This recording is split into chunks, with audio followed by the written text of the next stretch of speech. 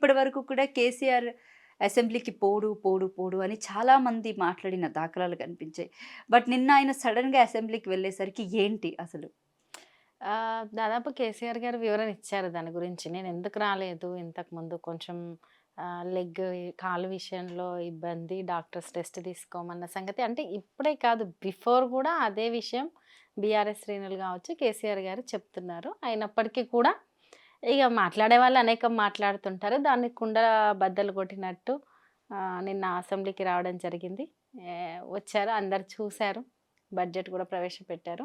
అంటే బిఫోర్ గూడా సార్‌కి కొంచెం ఆరోగ్యరీత్యా కొంత రెస్ట్ తీసుకోవాలన్నారు కాబట్టి అసెంబ్లీకి రాలేదు కానీ, తెలంగాణ మీద ఎప్పటికైనా సరే అంటే ఓన్లీ ప్రభుత్వంలో ఉంటేనే కేసీఆర్ గారు పనిచేస్తారు అనేది ఉండదు.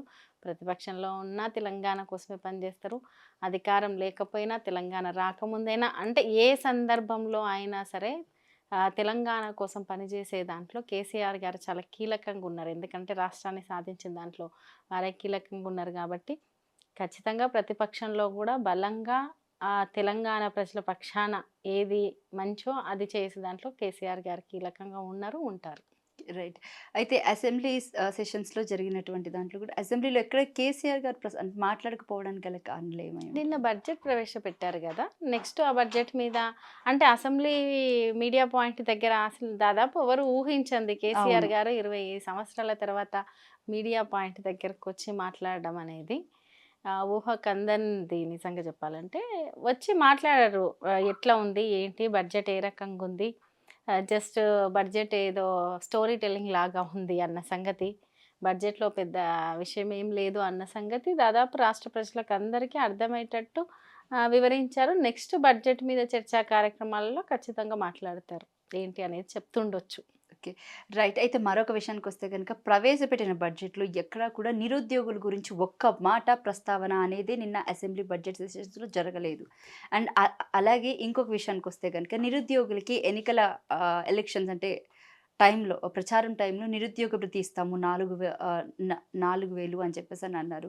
సో, ఎక్కడా కూడా ఈ అంశాలకి ఒక చర్చ అనేది దారి తీసింది లేదు. మరేంటి ఇప్పుడు నిరుద్యోగుల పరిస్థితి ఏంటి? నిన్న గాక మొన్న డీఎస్సీ ఎగ్జామ్స్ వాయిదా కానివ్వండి, లేకపోతే గ్రూప్ 1, గ్రూప్ 2 పోస్ట్ కూడా పెంచమని చాలామంది రిక్వెస్ట్ చేసుకున్న దాఖలాలు కూడా కనిపించాయి. అలాగే గురుకుల టీచర్స్ కానివ్వండి, వీళ్ళంతా కూడా సీఎం ఇంటి ముందుకు వెళ్లి వేడుకున్న దాఖలాలు కూడా మనకు కనిపించాయి. బట్ అంటే నిన్న జరిగిన బడ్జెట్ సెషన్స్‌లో ఫస్ట్ అంటే ఒక 10% ఓటింగ్ అనేది చూసుకున్నట్లయితే ఈరోజు కాంగ్రెస్ పార్టీకి గెలవడానికి మెయిన్ రీజన్ నిరుద్యోగులని ఆ! చెప్పొచ్చు. బట్ వారి గురించి ఎలాంటి చర్చ జరగలేదు. అంటే గత కొన్ని రోజుల నుంచి మనం చూస్తూనే ఉన్నాం. నిరుద్యోగుల విషయంలో కాంగ్రెస్ పార్టీ ఎలా స్పందిస్తుంది? ఏంది? హ్మ్. బిఫోర్ ఎన్నికల ముందు ఏం చెప్పింది? ఎన్నికల తర్వాత వాళ్ళకిచ్చిన వాగ్దానాలని ఎలాగైతే నెరవేర్చకుండా వాళ్ళ సహనానికి పరీక్ష పెట్టే విధంగా ఏ రకంగా అయితే ప్రవర్తించింది. హ్మ్. అండ్ మొన్నటికి మొన్న అరెస్టులు గావచ్చు, వాళ్ళ అవును. మీద జరిగిన నిర్బంధం గావచ్చు, నిరాహార దీక్షలు చేస్తున్నప్పుడు మనుషుల ప్రాణాలకు విలువ లేకుండా ప్రవర్తించిన తీరు గావచ్చు, అన్నీ మనం చూస్తూనే ఉన్నాం. అంటే వాళ్ళ మీద టీజీపీఎస్సీ ముట్టడి చేసినప్పుడు మిమ్మల్ని కూడా అరెస్ట్ అవును. చేశారు. అసలు అవును. ఆ రోజు ఏం జరిగింది? ఏం లేదు, నిరుద్యోగులకు సంబంధించింది. ఇప్పుడు వాళ్ళు ఆ రోజు కొత్తగా ఏదో ఇమ్మీడియేట్‌గా మీరు చెప్పిన 2,00,000 ఉద్యోగాలు కావాలనో, లేదంటే ఇమ్మీడియేట్‌గా మాకు జాబ్ క్యాలెండర్ కావాలనో, ఇమ్మీడియేట్‌గా ఆహ్, మీరు చెప్పిన హామీలన్నీ జరగాలని వాళ్ళు కోరలేదు. జస్ట్ పోస్ట్‌పోన్ చేయండి. లేదంటే అని కూడా అది ఒక్కరోజు కాదు. దాదాపు నెల రోజుల నుంచి వాళ్ళు నిరవధికంగా ఏదో ఒక రూపంలో వాళ్ళు ఫస్ట్ మాట్లాడారు. నిరాహార దీక్ష చేశారు. ఏదో ఒక రూపంలో వాళ్ళ నిరసన అనేది తెలియజేస్తున్నారు. అంటే మాకు ఎగ్జామ్స్ వెంటనే అయినాయి, పోస్ట్‌పోన్ చేయండి అని చెప్పేసి. ఫైనల్‌గా వాళ్ళ ఓపిక నశించిన క్రమంలో టీఎస్‌పీఎస్సీ ప్రెజెంట్ టీజీఎస్‌పీఎస్సీని ముట్టడి చేసే కార్యక్రమం పెట్టుకున్నారు. వాళ్ళకు మద్దతు ఇచ్చే క్రమంలో నేను కూడా దాదాపు బీఆర్ఎస్ పార్టీ మద్దతిచ్చింది. తెలంగాణలో ఉన్న అన్ని దాదాపు చాలా ప్రజా సంఘాలు వాళ్ళు కావచ్చు, చాలామంది మద్దతిచ్చారు. అందులో భాగంగా నేను కూడా వెళ్ళడం జరిగింది. అక్కడికి వెళ్ళంగానే అరెస్ట్ చేశారు. దాదాపు 2,000 నేను అరెస్ట్ చేసిన ప్లేస్ దగ్గర 2,000 మంది విద్యార్థులను అరెస్ట్ చేసి ఉంచడం జరిగింది. చాలా ఒక్కొక్కరిని లాక్కెళ్ళడం, నిర్బంధంగా తీసుకెళ్ళడం, రోడ్ల మీద ఈడ్చుకెళ్ళడం, ఉమెన్ అని కూడా చూడకుండా, లేడీస్ అని కూడా చూడకుండా ఇబ్బంది పెడుతూ తీసుకెళ్ళడం ఇదంతా అంటే దాదాపు ఒక గత కొంతకాలంగా 3 నెలల కాలంలో ఇంక మీడియాకి తెలియందేం లేదు. అవి నిరుద్యోగుల మీదైతే ఒక రకమైన నిర్బంధం అయితే చూసాం. తెలంగాణ ఉద్యమ సందర్భంలో ఎలాగైతే చూసామో యూనివర్సిటీలో, ఆ రకంగా ఈ 3 నెలల నుంచి చూస్తున్నాము. సరే తదనంతరం డెసిషన్స్ కొన్ని తీసుకున్నప్పటికీ అది విద్యార్థుల విజయంగానే చూడొచ్చు మనం. నిరుద్యోగుల విజయంగానే చూడొచ్చు. చిన్న చిన్న మార్పులు జరిగాయి గదా! దాన్ని వాళ్ళ విజయంగా చూడొచ్చు. సరే బడ్జెట్‌లో నిరుద్యోగులకు సంబంధించి అంటే ఇక బడ్జెట్‌కి సంబంధించి అంటే రేపు బడ్జెట్ సమావేశాల్లో చర్చ జరిగిన తర్వాత మాట్లాడితే బావుంటదని నేను అనుకుంటున్నాను. కేసీఆర్ గారు బడ్జెట్ గురించి ఖచ్చితంగా మాట్లాడతారు. అంటే కేసీఆర్ గారు బీఆర్ఎస్ పార్టీ మాట్లాడుతది. మాట్లాడిన తర్వాత నేను మాట్లాడదాం అనుకున్నాను. దాదాపు బడ్జెట్ ప్రవేశపెట్టింది చూసాం. 2.91 లక్షల కోట్ల బడ్జెట్ ప్రవేశపెట్టడం జరిగింది.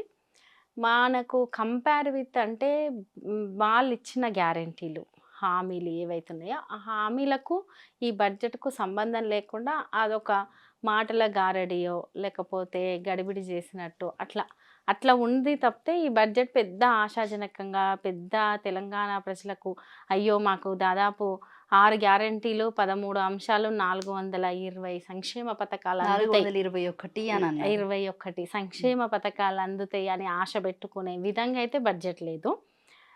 అంతేకాదు దాదాపు 57,000 పైచిలుకు అప్పు కూడా తీసుకొస్తున్నట్టు బడ్జెట్‌లో స్వయాన బట్టి విక్రమార్క గారు చెప్పారు.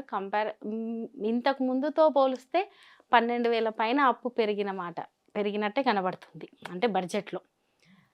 సో, నిరుద్యోగులకు సంబంధించి లేదు, ఆటో కార్మికులకు సంబంధించింది లేదు, చేనేత కార్మికులకు సంబంధించింది లేదు, మహిళలకు కేటాయించింది కూడా దాదాపు సరిపోయే పరిస్థితుల్లో లేదు వాళ్ళిచ్చిన హామీకి. ఇక రైతుల గురించి కూడా చెప్పాలంటే రైతుకు కూడా దాదాపు రుణమాఫీకే 31,000 కోట్ల బడ్జెట్ అయితే సరిపోతది అంటే దానికి 26,000 కోట్లు మాత్రమే కేటాయించినట్టున్నారు. ఇంకా రైతు సంక్షేమం చాలా ఉంది. రైతు భరోసా ఉంది, కౌలు రైతులకు ఇవ్వాల్సింది ఉంది, బోనస్ రెండో విడత ఇవ్వాల్సినయి. రైతు బంధు కూడా ఇంకా పడలేదని అవును. రైతులు చాలా వాపోతున్న అవును. అంశాలు కూడా మనం చూసాం ఈ మధ్య కాలంలోనే. సో, మొన్న బడ్జెట్‌లో అయితే ఈ రంగాలకు సంబంధించింది. అంటే ఇంతకుముందు బీఆర్ఎస్ ప్రభుత్వం ఏదైతే ఉన్న ఎటువంటి సంక్షేమ పథకానికి కూడా దాదాపు ఆ సంక్షేమ పథకాలన్నీ తుంగలో తొక్కినట్టే ఉన్నాయి. కేసీఆర్ గారి కిట్‌కు కూడా చాలా తక్కువ బడ్జెట్ 164 కోట్లేమో అవును. కేటాయించినట్టున్నారు. అవును. బిఫోర్ 440 కోట్లు అంటే దాంట్లో 50% కూడా కేటాయించలేదు.